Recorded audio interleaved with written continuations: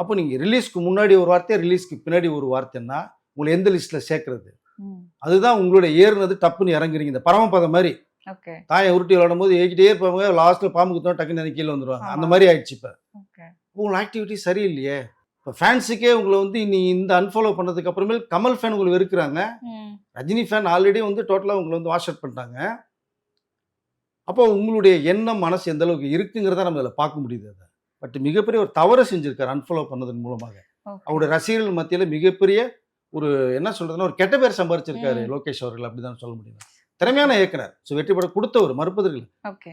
நீங்க ஒரு படம் சரியா கொடுக்கலன்னா, ஆமா நான் ரஜினி சார் கேட்டேன் என்னால பண்ண முடியல, நீங்க ஓப்பன்டா கொடுக்கல, உங்களுடைய மெரிட் ஏறதான் போகுது, அதுல இறங்க போறது கிடையாது. ஒத்துக்கிட்டாரு. நான் இது நினைச்சேன், நான் நினைச்சது தவறாயிடுச்சேன். ரஜினி சாருடைய வேற ஏங்க ரஜினி சாரை வச்சு முதல்ல நீ கதை தான் சுமாரா கொடுத்தீங்க, ஓகேங்க. நீ ஏ சர்டிஃபிகேட் படம் கொடுப்பீங்களா?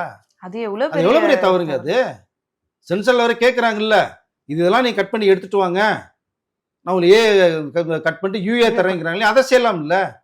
இங்க ரஜினி முக்கியமா, அந்த ஃபயர் பண்ற சேர் முக்கியமா? உங்களுக்கு எது முக்கியம்?